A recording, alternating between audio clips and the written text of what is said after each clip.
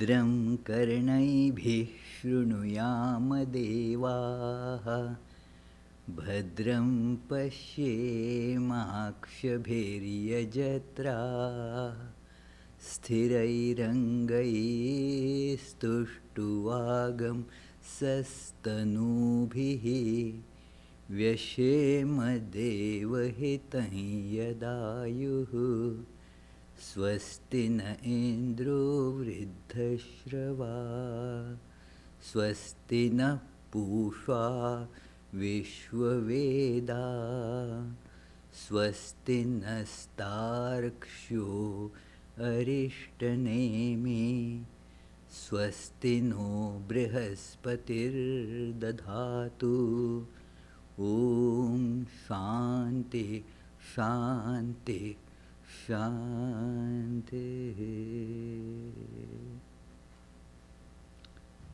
Let us now pray together.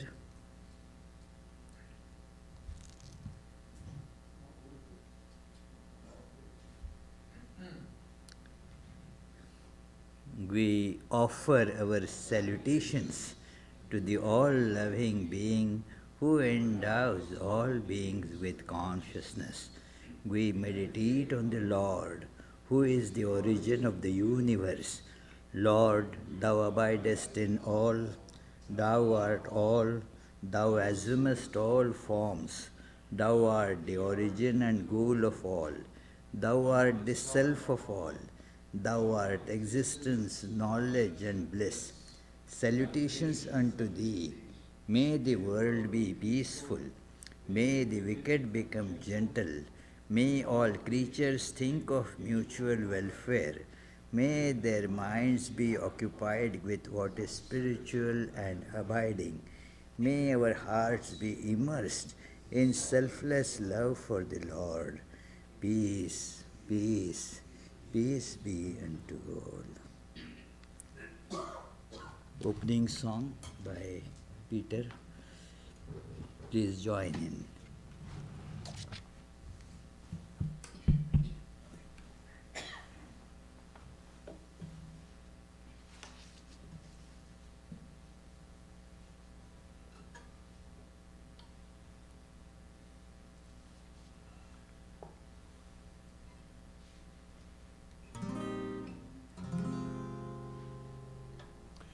Who hateth not of all which lives, living himself benign, who dotes upon none, yet never scorns one, fixed in his faith divine, that man God loves.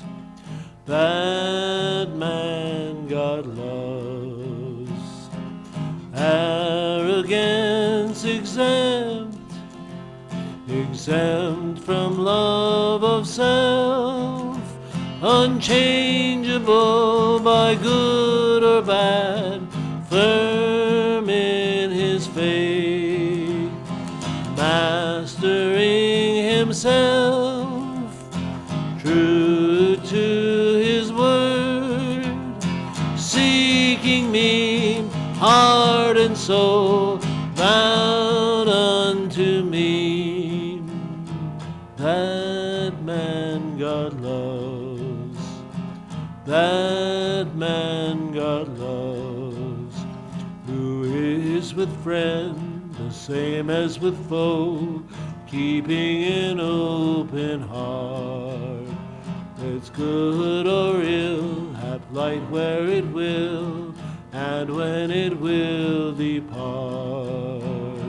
That man God loves, that man God loves, who troubleth not his kind, and is not vexed by them, clear of wrath, grief or fear, noble his life, balanced and serene, pure and unperplexed, here's praise or blame, unmoved by each, steadfast in me. That man God loves, that man God loves, that man God loves, that man God loves. But most of all, these happy ones, to whom 'tis life to live in single fervent faith and love unseen, drinking the blessed Amrit of my being. That man God loves, that man God loves, that man God loves.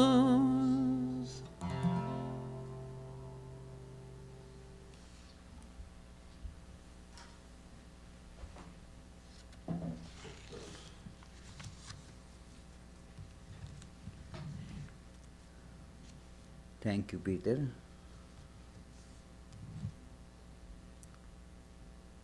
Om Asato Ma Sadgamaya Tamaso Ma Jyotirgamaya Mrityormam Amritam Gamaya. Om Shanti Shanti Shanti.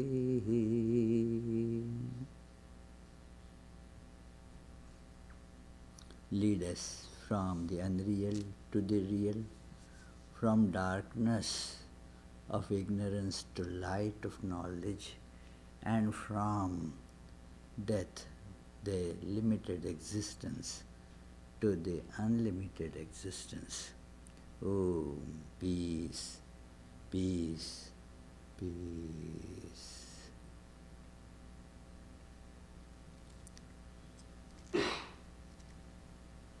Today's topic is a theme that often comes in Swami Vivekananda's works, the word, and not only in Swami Vivekananda's words, in the Vedanta, and then also you see in various religions of the world, especially in Christian and Judaic traditions, you find this idea of the word, a very important one for the spiritual practice and also for the inner illumination. The word, as you know, is it means an expression. We express thoughts in audible words, but not only the audible words are words. There are signs, sign language for those, for example, who are dumb and deaf. They have the sign language. So they express through certain signs, fingers moving like this, like this, like this. So there is this sign language.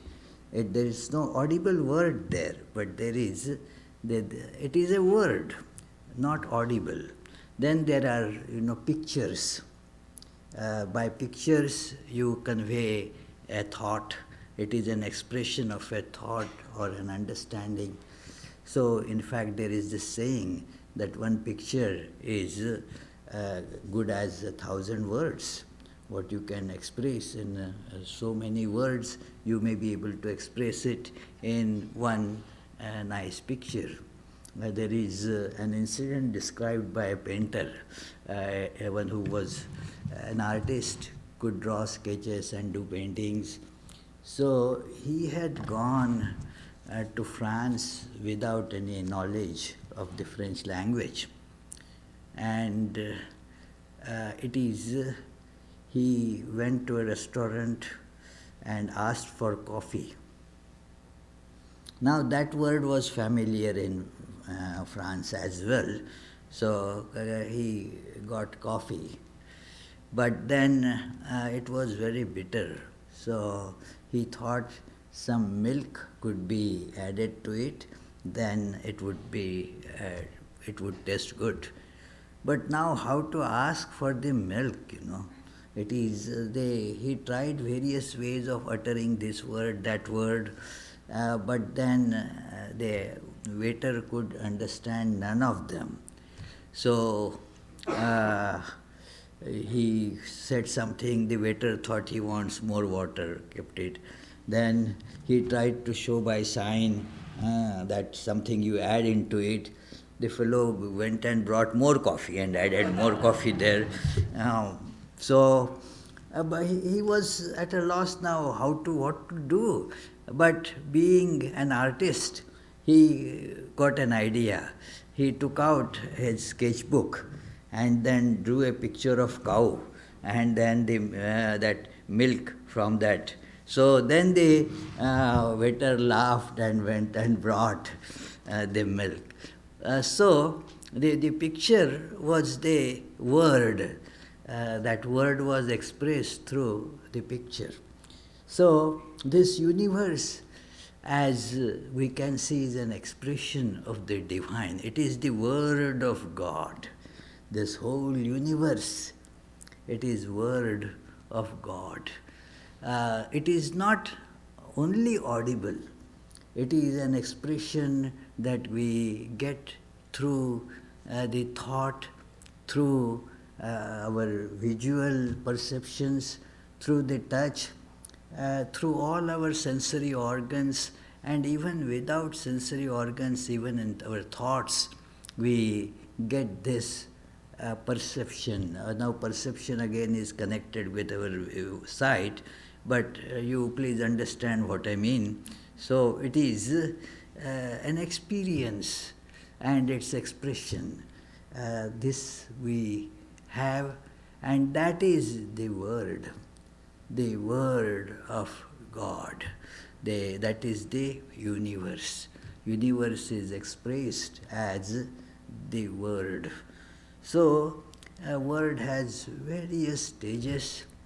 It is the expression is also therefore at various different stages. Something that we are aware in our mind, but cannot find the words to put it. So, but yet as a thought, it has an expression. It is a subtle level thought, and we cannot actually find words to express that. Language is an expression, but is a barrier to expression as well. That is how the contradictions lie here. It is expression, but since not only it does not or cannot express in full, but it tends to distort also. It is, therefore in Bible it says letter killeth. The letter, when you have a word, you express, but then it gets an expression that was not the intended expression. Something else, that some other expression is received by the one who heard it. So therefore, it is not always that the word expresses the right thing. Moreover, there are the encrypted meanings. This age, where we have to protect our ID, so there is all encryptions, that you say something, you write something, but that is not exactly what you want to write. It has a symbolic meaning. And only the one who is acquainted with that connection between the symbol and the symbolized gets the meaning of it. That is how the secret messages are transmitted, are sent with just the same media, same these instruments. And for those who are not supposed to get the message, they will read something which sounds very ordinary. But then those who are intended to get that message, they will find the right meaning in it. It is, I told sometimes back this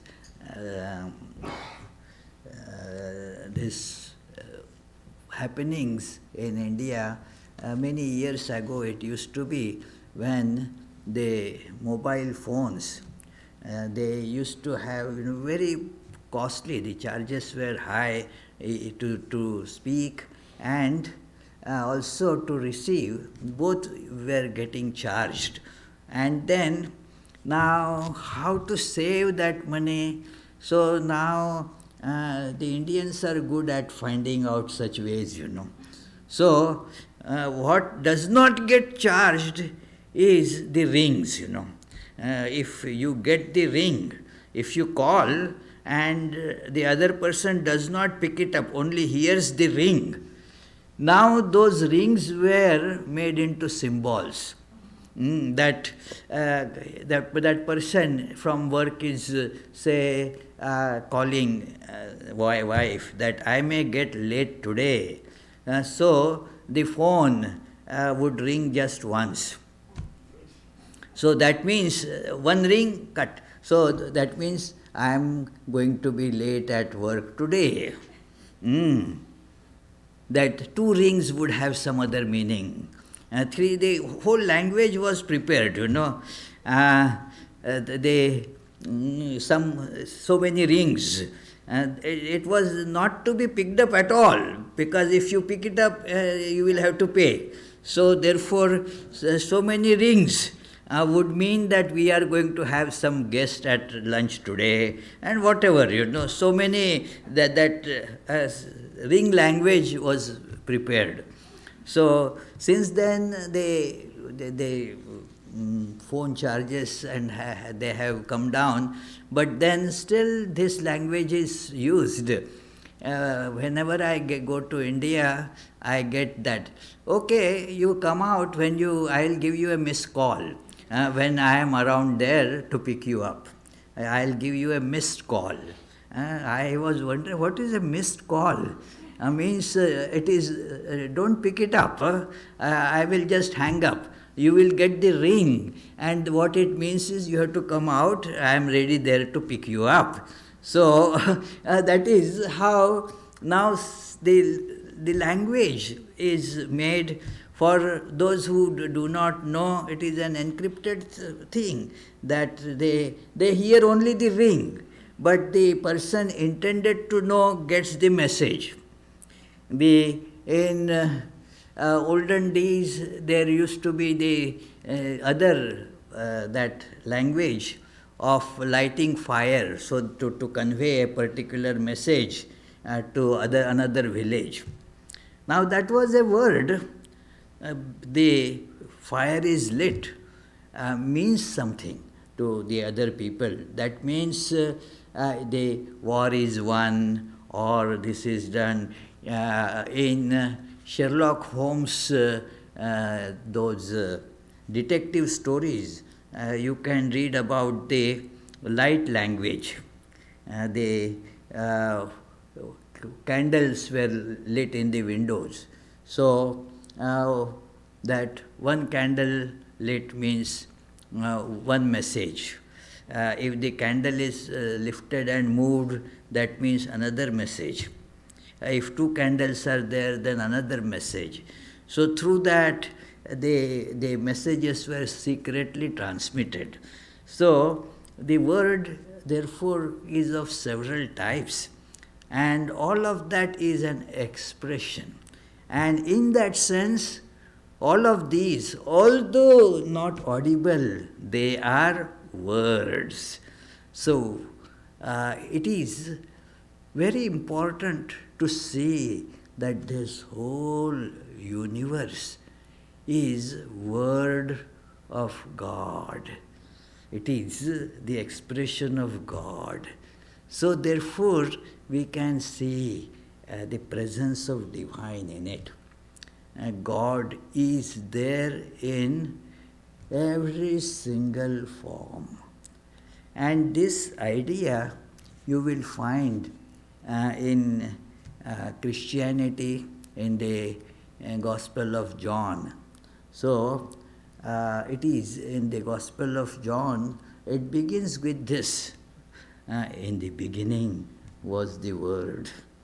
Swami Vivekananda started his famous talks, the lessons that were later on compiled in a wonderful book, Inspired Talks.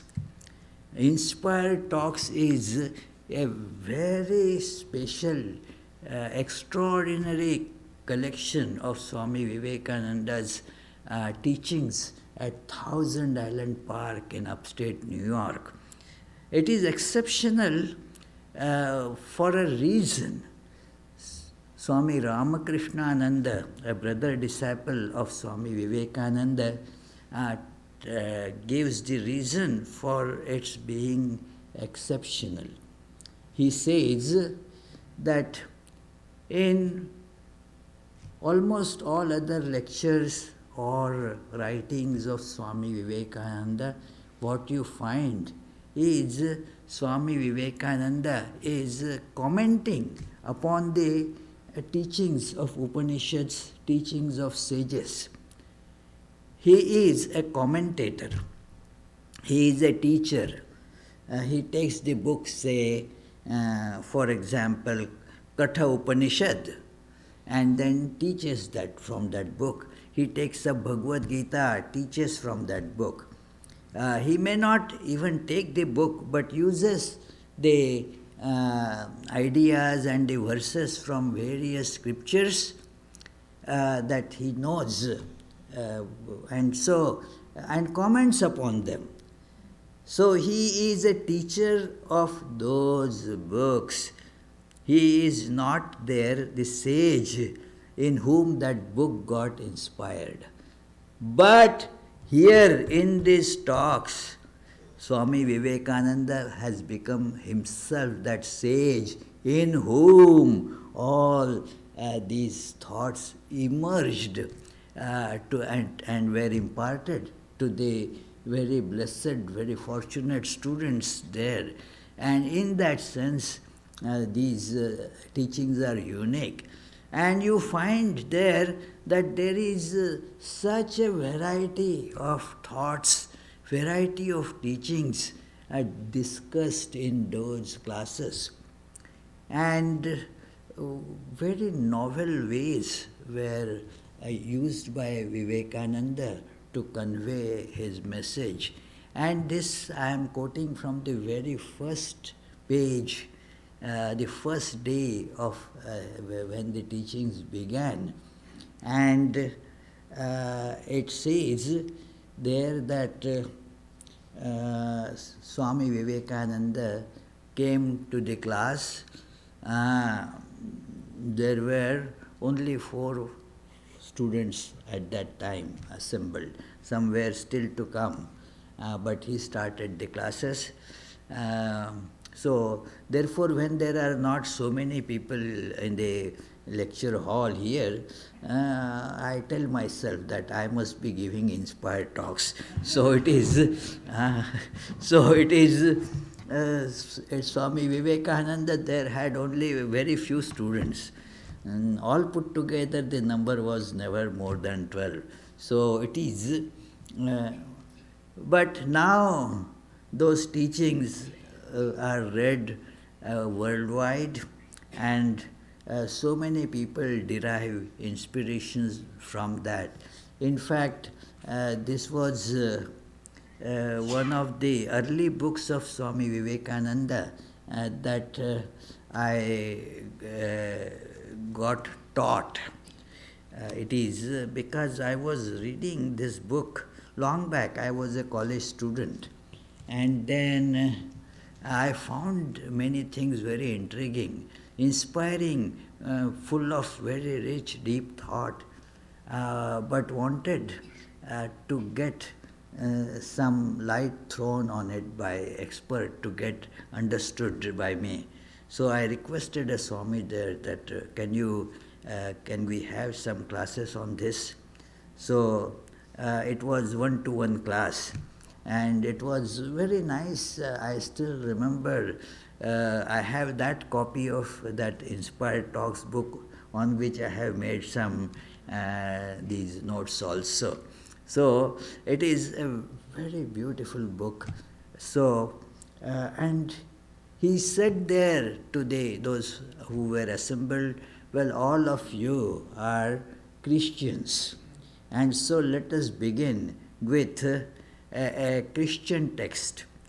And he therefore started from Bible, the Gospel of John, and then he started quoting from that in the beginning was the Word, and the Word was with God, and the Word was God. So, and he says the Hindus calls this Maya the manifestation of God because it is the power of God. It is the power of God. And then the power of God cannot be separated from God. This is a very important message that is encased in Vedanta, that the thing and its qualities cannot be separated. Here there is the distinction between some other philosophies of the six Hindu systems of philosophy, that some consider that the thing and qualities can be separated and then they can be mixed and matched. And they have an argument, friends. For example, a cloth and its blue color. You can separate that cloth and the color. You can put the blue color on something else, and on this cloth you can put a yellow color. It is. So now the quality and the substance. The cloth is the substance, and qualities, adjectives, they can be separated and put on something else. So it is, that is their argument. But Vedantists say no, that what you were calling blue cloth, that is a thing as such in itself. So that is the thing. You can, if you separate the blue from it, then it becomes a different thing. So the blueness and the clothness, they have come together there.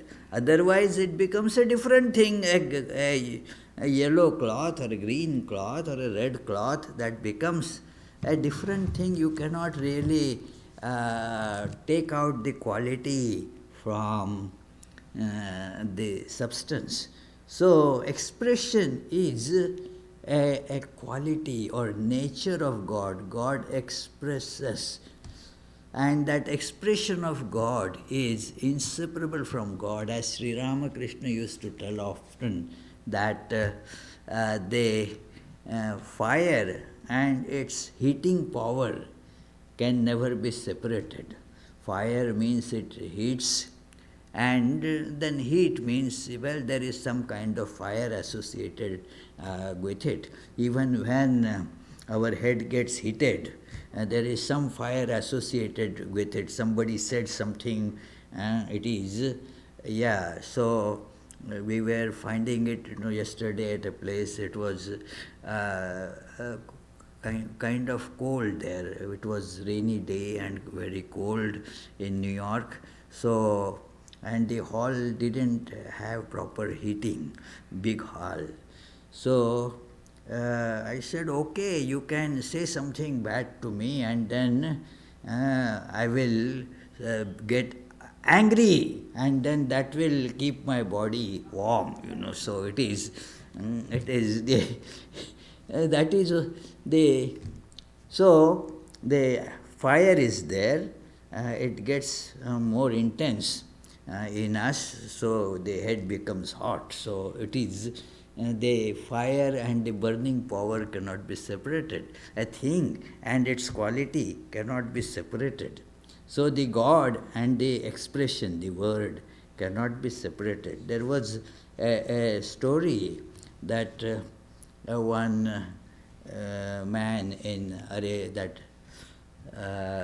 Arabia, he rented a donkey. There were donkeys to be on rent. Like these days, we take a U-Haul or something on rent. So he took a donkey for carrying some goods from one place to other place in that desert.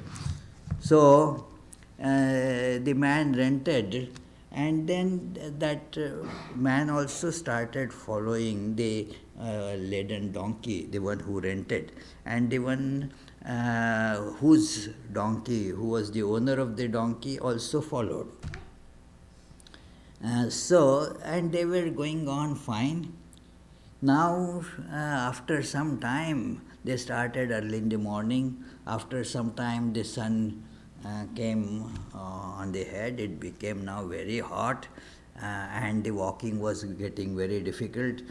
Hot sun, and this man who has rented the donkey got tired also. So now there was no tree around where you can rest there. So he was thinking what can be done. So he made the donkey stand at one place, and in the shadow of the donkey, he just laid down. He had his whatever lunch, some food there, and then. And the one who had rented, he became upset. Oh, my donkey! He rented, but look now, because he was also feeling that heat of the sun. So what can be done? Then he thought to himself, he rented only donkey, not the shadow of the donkey. So while this fellow was resting, napping, he made the donkey go 100 feet ahead. And then in the shadow of the donkey, he lied down. After the hot sun started hitting this man's body, he got up. What happened? Where is the donkey? And he saw that. In anger, he rushed there. Hey, what is this? Well, I rented you the donkey, not its shadow. Shadow still belongs to me. So I will rest in shadow. No, when I rented the donkey, that means the shadow is also rented. Now they both started arguing, and then it went to the judge, the Qazi, and then the Qazi heard the argument of both, and he said to him, the owner, fine, it is, I fully agree with you that you rented only the donkey, not its shadow. The shadow does belong to you. The one who has rented belong to you. Is it? What is this? The judge said, let me complete the judgment. Why you are so upset right now? What I am telling, please listen. He told that man who owned the donkey, very good. You had rented only the donkey and not the shadow. So now what you can do is take your shadow. Take the shadow of your donkey. Don't touch donkey though. Donkey has been rented. You just roll the shadow and take it away if you can. And then that settles the question, how can you take the shadow without touching the things? So what I mean here is that the thing and its expression, thing and its power, they cannot be really separated. A thing is identical with its qualities, and that expression is called the word. So Vivekananda continues there that in the beginning was the word. In the beginning is a very rich word. What does it mean in the beginning? Beginning of what? It is, you may say that in the beginning of this lecture I said this prayer because you know the beginning here. And then this happened in the beginning. But in the beginning, when nothing was there, then what was there? So, well, God alone was there. Yeah, but it doesn't say that. It says the Word. There was the Word. In the beginning was the Word, where the expression and the expressed were just united. That whole thing was the Word. And that Word was with God. The Word was God. That is how this sentence runs. That the Hindu calls this Maya, the manifestation of God, because it is the power of God. The absolute reflecting through the universe is what we call nature. The Word has two manifestations. The Word, I am talking about the Word, has two manifestations.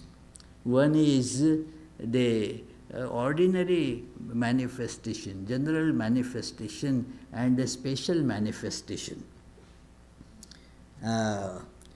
The general one of nature and the special one of the great incarnations of God, Krishna, Buddha, Jesus, and Ramakrishna. Christ, the special manifestation of the Absolute, is known and knowable. That is what John continues in his Gospel, that is this Christ, the Word appeared to us as Jesus. And then, therefore, you cannot get liberation except through Jesus. Many interpret it in a very sectarian manner. That is not what it means. What it means is that here is the special manifestation through which the humanity can find the understanding of the ultimate truth. So this is that special manifestation. And what is the speciality of this manifestation of as divine, as the incarnation of God, like Buddha, Jesus, Ramakrishna, and so forth? There is a very important special feature that they all share, and that is they are aware that they are divine. Unlike all of us mostly, what happens with other people like us, we are not aware that we are God. We read that each soul is potentially divine, Swami Vivekananda says, but still our awareness is stuck with body. That it is, even the idea I am divine is seen when we meditate initially, that there is something like divine and I am divine. Like I am graduate, I am an engineer, I am a psychologist, I am a teacher, whatever, so like that I am divine. That becomes the understanding gradually, without understanding what the idea, what the meaning of this divine is.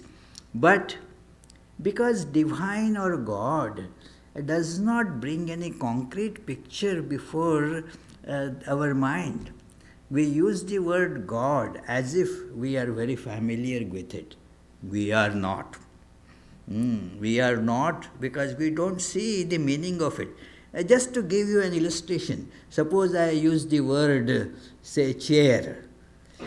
Then you get immediately the idea with that word. It is you immediately know when I say chair that I am not referring to this object, I am not referring to that object, because the word and the meaning are known, their connection is known. But when I say the word God, anybody uttering the word God, what meaning comes up to us? Almost nothing. It is very unspecified, very hazy, and so forth. Really, nothing makes sense. And therefore, to make that sense, to get that sense, we approach these special manifestations of God, the incarnations of God, who have a clear idea, a very clear idea of this word God. And so they can gradually transform our awareness in such a way that we also will get that idea we are divine, and thus we will be liberated. We will become blissful. I am divine. We will see this, that I am divine. Otherwise, it is just a meaningless sound. And this distinction is to be seen. In Sri Ramakrishna, you see this distinction because these things happened in comparatively very modern times. Just about less than 150 years ago, this incident happened that one young college going man, half atheist, he comes to Sri Ramakrishna and asks, "Have you seen God?" His name was Narendranath, later Swami Vivekananda. "Have you seen God?" How many of us will even understand the question? It is, what is the meaning of seeing God? It is, but Sri Ramakrishna, seeing that this man means business, he really wants to know the truth. He is not asking just for the sake of asking something to kickstart some conversation. No, it is he is asking out of real intent. So he says, yes, very unambiguous answer. Yes, I see God. And he continues, adds one more sentence to make it very specific. Just as I see you, so I see God. Imagine, the tangibility of it. That, yes, you understand that, yes, Charlie seeing Yogatmananda standing in front of him, that is, he understands very much. So now relate to that. Like that, Sri Ramakrishna says, I am seeing God, or I see God like that. And it is further intensified or amplified by the next sentence, only much more clearly. Oh, what an expression, worth pondering. Just think of it. When Charlie is seeing Yogatmananda, he is not seeing very clearly. Not because he has to change his glasses or anything. It is he is not seeing very clearly, because that is the seeing through this mediacy of body and mind. That is why the same person appears different to different people. Not just as a physical shape, like a man is looked upon by his little children in one way. by his spouse another way, by his friend in another way. If that man is a physician, the patients would look upon him differently. So the same person has so many, the manifestations. So our seeing gets colored by our mind and our sense organs. And thus there is a mediacy. We don't see the clear picture because these things are obstructing our vision. Eye is not bringing the proper vision or proper expression to us, but only from that aperture of eye, this eye I mean, not capital I, from the eye, this aperture, what can be seen, that alone becomes my perception. And although all of us have similar eyes, still there is difference. Different holes, so we see different things. So that is why there is so much of difference of opinion and fights. You see it in the Congress or this going on, that same thing. It is looked upon differently by different people. So, and both parties say my view is the right view, your view is the wrong view. So, it is because the hole through which we are seeing, one person sees through this aperture, another sees through that aperture. And both of them do not have the full picture because you are seeing through some aperture. But for seeing God, what you do? You just get over this so-called instrumentality. They are not really instruments, they are obstructions.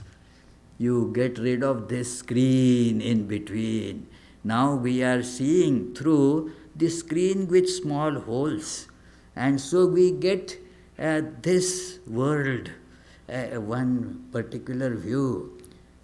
Get rid of this screen and you see God. Therefore, it is, Sri Ramakrishna says, much more clearly. And then he further intensifies that. It is not just I see it. You also can see it if you do what I tell you to do. You can also get the same realization of divine.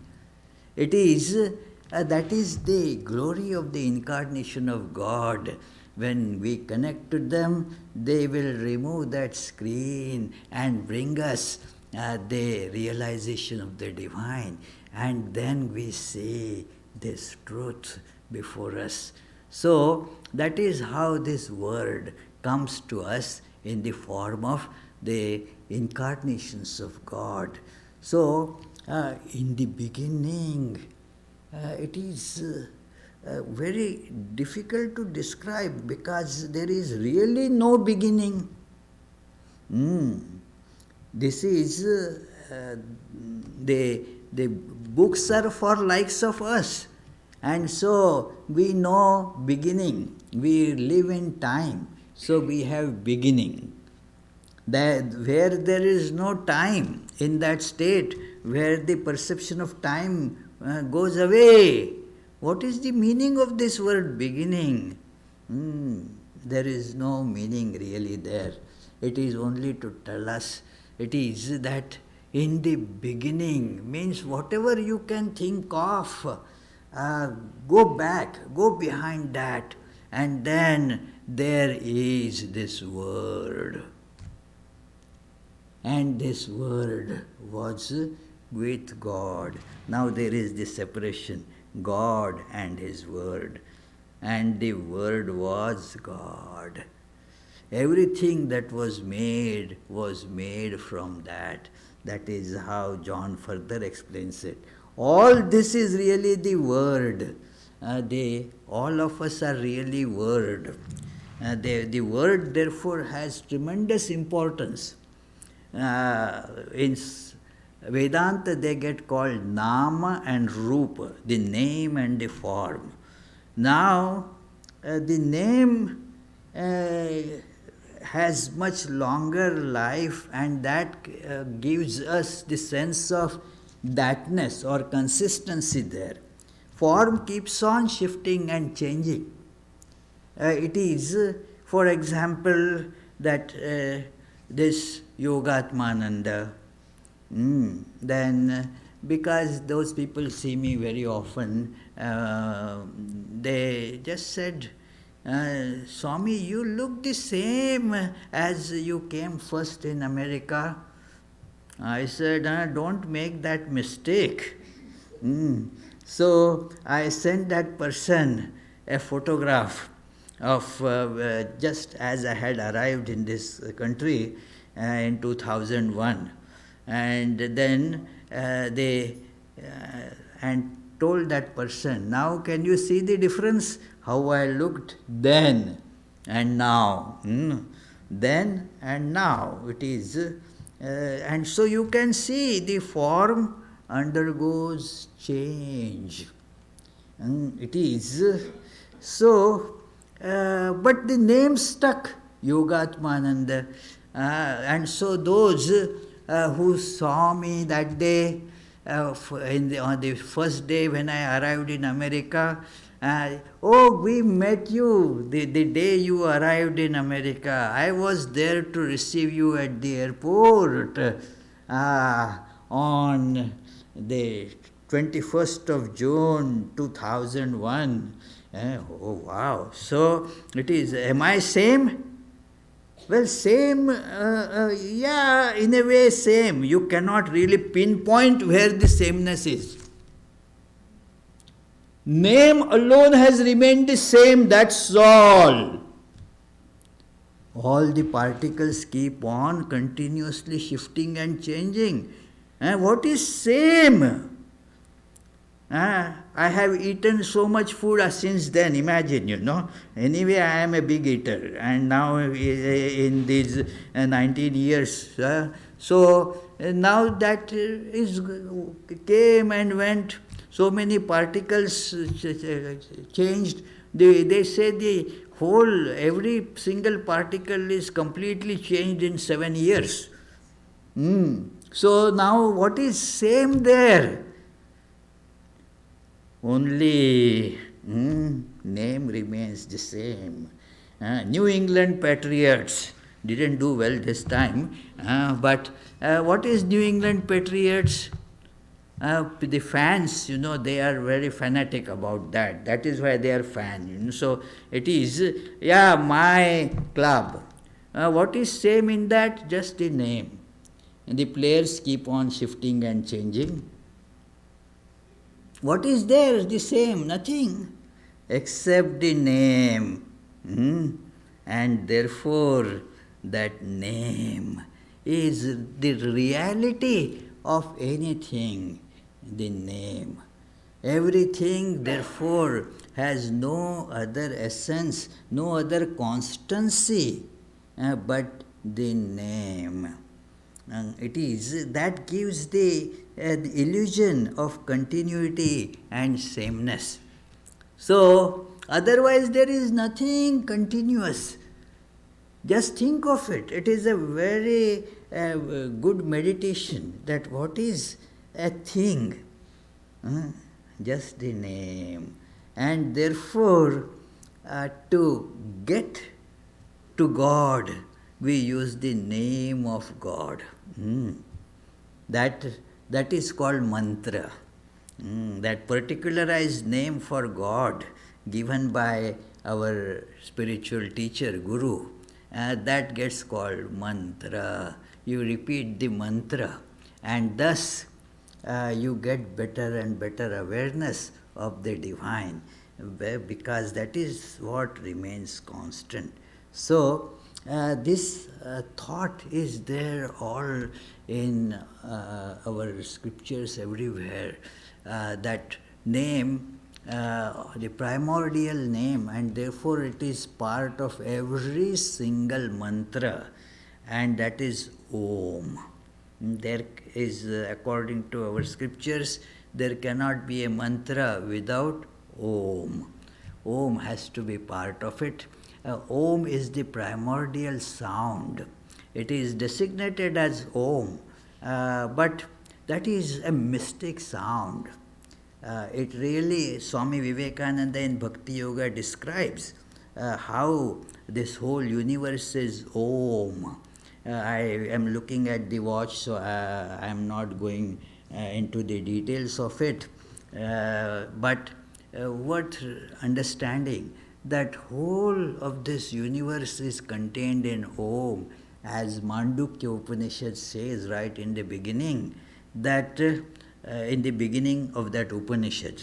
So that it is Om iti etad aksharam idam sarvam, that there is the Om, the you cannot really separate that Om from this universe. This universe is Om. Everything is contained in that. So that is what you see. The Upanishad says that it is not only the message is very beautiful, that we are here going to give a brief description of Om. That is what the Upanishad says. Om iti etad aksharam idam sarvam tasya upavyakhyanam bhutam bhavad bhavishyat iti sarvam omkara eva.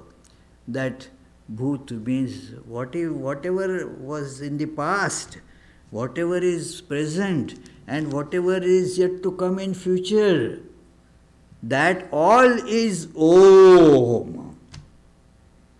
And the sages don't just stop there. Yachapi kalatitam, that which is beyond time, that also is Om. So this is this Om. This is described that when this, it is shown how this Om is thus connected with our experience, and thus by practicing Om, practicing mantra, when you see the connection, how it is connected to the thing God. Now by using the mantra you get to it. That is how you use the name, that suppose you do not know how a person looks, but you know the name of the person, Gordon, and you heard that Gordon has gone to Providence to Vedanta Society, and you have that person comes looking for Gordon here, and then asks, where is Gordon? Who is Gordon? And somebody who knows him will point out. So by name you find the person. Do you see this? By name you can get to the person. And so name has that power. So by using the name, thus we can find God. Swami Vivekananda gives this description about it in Bhakti Yoga. So this is the power of the word. The word, when understood properly as the divine expression, using the word, now we reach the divine. So that is the idea. Let us hope that we can get the wisdom to use the word in proper way, and thus we realize the truth, the divine, and thus make our lives full of bliss, full of freedom. So I conclude my talk here. Today, this is the very auspicious day, the birth anniversary of Swami Brahmananda, one of the foremost direct disciples of Sri Ramakrishna. And Sri Ramakrishna used to treat him as his child. He saw in vision that the Divine Mother has kept a child on his lap, saying that this is your son. And Sri Ramakrishna got horrified. Well, my son, well, I am a monk, I am a sannyasi. How can I have a son? No, no, no, it is your spiritual son. So then, when this young man came to him, he recognized him. And then he became a monk and was respected as the son of Sri Ramakrishna by everyone. It is therefore when Swami Vivekananda came from the West and saw Swami Brahmananda, he prostrated before Swami Brahmananda, saying that the son of the teacher is same as the teacher. So, and then immediately Brahmananda prostrates before Vivekananda, saying that, well, the elder brother is same as the teacher. So it is he had the tremendous capabilities of transforming a person's nature, Swami Brahmananda. So today is a very auspicious day, and so we will have a special chant after our regular arati in the honor of his being his birthday. So, well, today, do you have any questions? Oh, you have a question, my goodness. Okay, come on. Huh? God is everything, and in every form. So as Om. Om is God or God is Om? Both. It is Om is God, God is Om. It is equivalence. They are not two entities. That is where we see, when do we write the sign of equality? When you say that 4 quarters equal to $1, what does it mean? That both can, they are two entities but equal. So the word equality has many different meanings, that the two things as such can never be equal. In a given context, they are equal, that's all.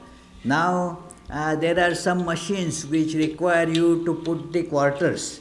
You cannot put a dollar bill there. So now they are not equal. If you have a dollar bill, you have to go to a shop, get the 4 quarters and use those. So it is, they have similarity, that they have the same value. But then there are certain things which are different only in appearance. And so they are actually equal. Like they write an equation in algebra. They put A plus B in a bracket and put square to it. A plus B bracket square. And then put an equal sign. And then write A square plus 2AB plus B square. Now, they are identical, only the appearance is different. That's all. So here, Om and God, they are identical, different only because of the appearance. But when you see the sameness, Om is God, Om is this universe also, and therefore this Om is universe too, God too, and so God is this universe. You can see this God manifest as this universe. So that is the idea in that they are two, but not really two. They are one. Can you say Nirakar Brahma is Om? Huh? Can you say Nirakar Brahma is Om? Nirakar as well as Sakar. Both. the Brahman with form is Om, Brahman without form is also the same Om. They are not different. So let me read out the programs in coming week. It is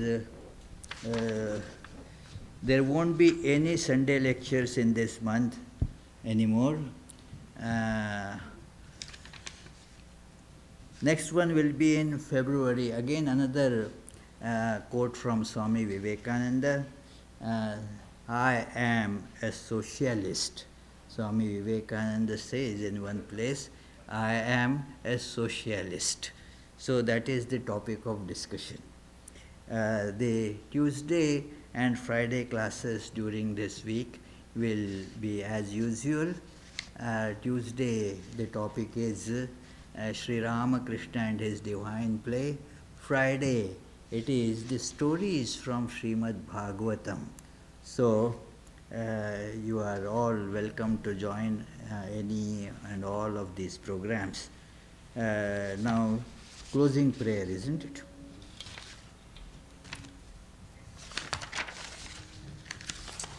Where is the closing prayer? Oh, here I found it.